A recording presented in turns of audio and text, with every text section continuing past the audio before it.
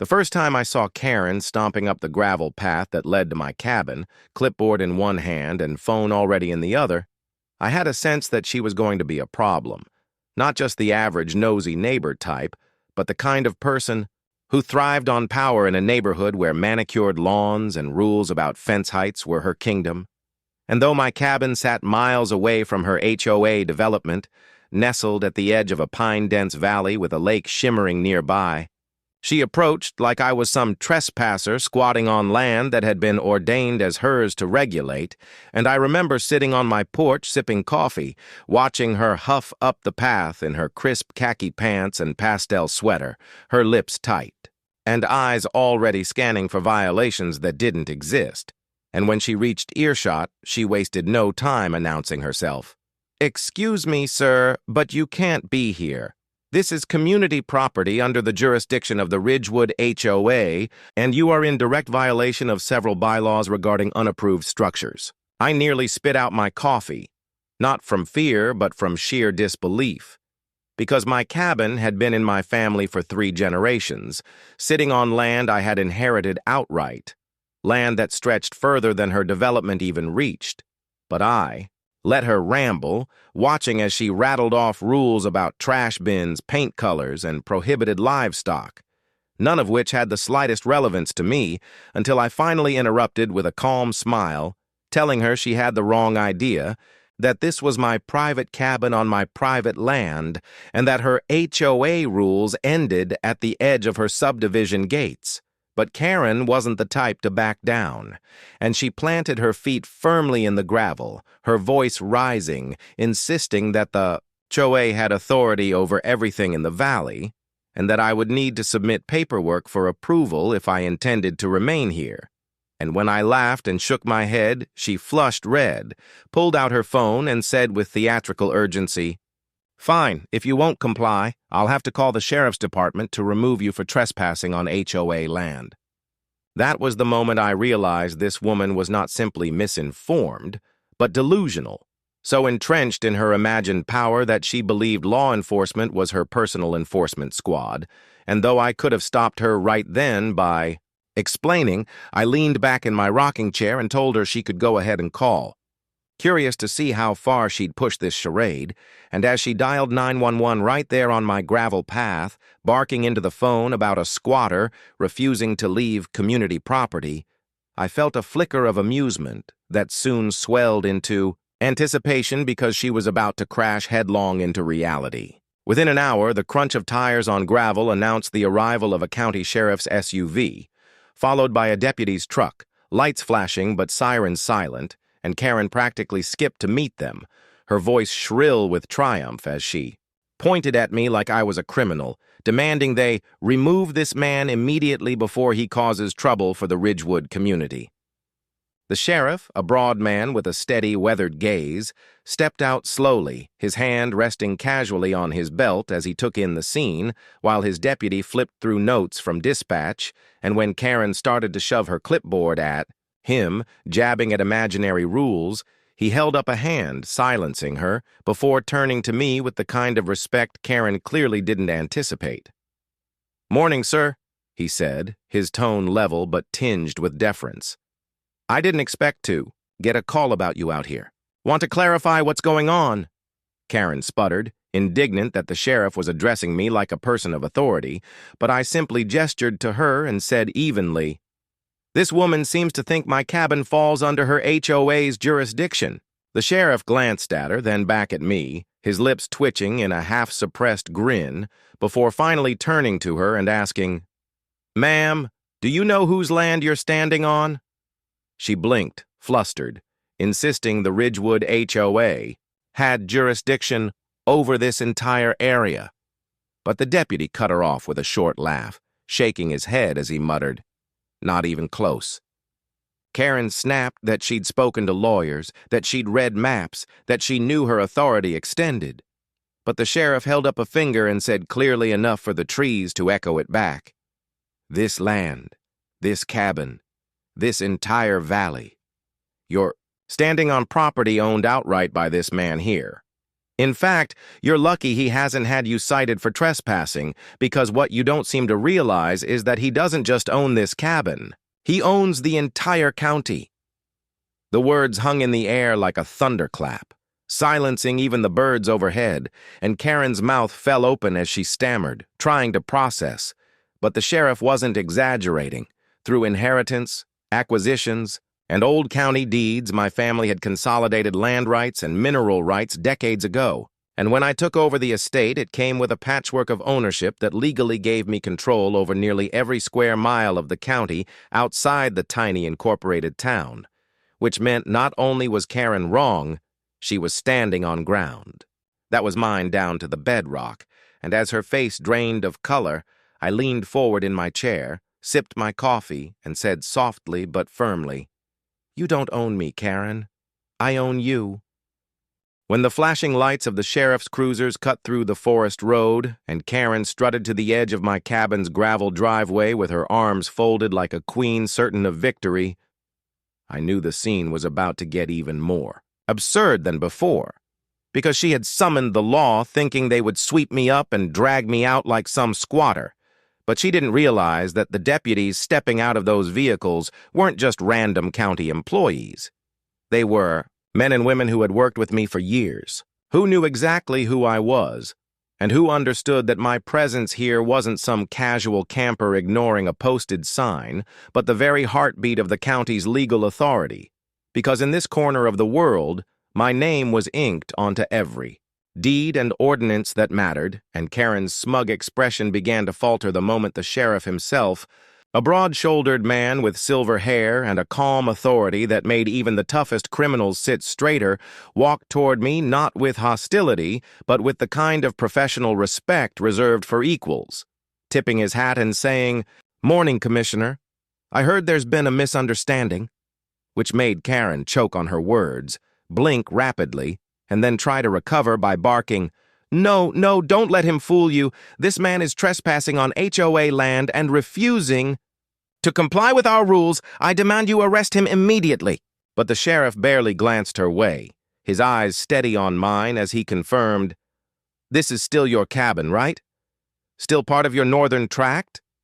And I nodded, producing a folded document from the inside pocket of my flannel jacket. A survey map that stretched across the gravel when I laid it flat, showing the county's entire outline shaded in my name. And as the deputies leaned closer, their radios crackling softly, Karen's face drained of color because what she was seeing wasn't a backyard squabble, but a record of ownership that dwarfed her petty association bylaws. Yet in her arrogance she tried again, waving her clipboard like a sword, screeching that HOA jurisdiction overrode property deeds, that community rules trumped county ordinances, and that if the sheriff didn't act, she would file a federal complaint. Which made the deputies laugh so hard, one of them nearly dropped his pen, because everyone present knew that HOA power ended at the edge of its platted streets, and had no more authority over my cabin than Karen had over the moon. And when the sheriff turned his gaze to her, his patience thinning, he explained slowly, as if to a child, that my holdings didn't just include this cabin or the woods around it, but extended over the entire county's unincorporated land, making me, in essence, her landlord's landlord, the ultimate authority she could never overrule. And while the neighbors who had gathered on the roadside whispered in disbelief, I leaned back against the porch railing, arms crossed, watching Karen's empire crumble one truth at a time, because she had built her power on fear, on threatening residents with fines and citations. But now she was standing exposed, powerless in the face of a truth she couldn't spin. Yet humiliation alone wasn't enough for her, not a woman so obsessed with control, and I saw it in her eyes as she straightened her shoulders again, forcing a smile, pretending to brush it off as a clerical mistake, but already plotting how she could turn this around, because someone like Karen never surrendered cleanly. "No," she simmered, schemed, and tried to twist the narrative. So within hours of the sheriff escorting her back to her car with a warning not to step foot on my land again, I started hearing whispers that she was rallying the HOA board, calling, emergency meetings, telling them that I was a threat to their community integrity, that my ownership of the county was some kind of loophole she intended to close, and she spread rumors that I was planning to bulldoze homes or seize property taxes personally, lies meant to whip her followers into a frenzy, and sure enough, within days she had drafted a lawsuit, frivolous, doomed, but flashy enough to make headlines in the local paper, accusing me of illegal occupation of community territory. A phrase so ridiculous the county clerk stapled it to the bulletin board under examples of nonsense filings. Yet Karen paraded it as proof she was fighting for her people, gathering signatures, knocking on doors, twisting arms, and waving her clipboard until even those tired of her antics began to worry if maybe she could stir enough trouble to matter. But what she didn't know, what none of them understood, was that while she was rallying a handful of angry voices, I was already working behind the scenes with the county commissioner's office, the courts, and even the state attorney general to prepare a legal net that would fall so tightly around her HOA that she wouldn't be able to wriggle free. And as I sat on my porch each evening sipping coffee and listening to the crickets, I smiled at the irony. Karen thought she could weaponize bureaucracy, but bureaucracy was my kingdom, my weapon, and soon her own tricks would backfire spectacularly, because the deeper she dug into this fight, the more obvious it became to everyone watching that she wasn't defending the neighborhood at all. She was defending her ego, her illusion of control, and when illusions crack, they shatter loudly, leaving nothing but dust and glitter in the air. The days after the courtroom humiliation became the spark of a deeper storm, because Karen was not the kind of woman who accepted defeat gracefully. Instead, she doubled down, becoming a spectacle of rage-fueled theatrics that reached a new peak of absurdity, and by the time the third week rolled around, she had organized what she dramatically titled the HOA Liberation Committee, which was essentially just her and a handful of her more gullible friends carrying banners outside my cabin that read things like "illegitimate owner out" and "Karen for county leadership," while she shrieked at every car that drove by, demanding signatures for a petition to have me stripped of my property, something that was legally impossible given the ironclad deeds and titles I held. Yet, in her mind, the power of her clipboard and her shrill voice could rewrite centuries of land law. I watched all of this from the wide front porch of my cabin, sipping coffee as deputies posted on the periphery kept the chaos from touching me. Their expressions caught somewhere between disbelief and amusement, because Karen's tantrum had turned into a public comedy show, one where her authority crumbled with every failed attempt to intimidate me, and yet she kept trying, filing baseless lawsuits that were thrown out as quickly as they were submitted, confronting county officials who simply redirected her back to me, and attempting to rally her HOA board members who by now had either resigned out of shame or openly defected, admitting they'd only followed her out of fear. Still, she refused to retreat.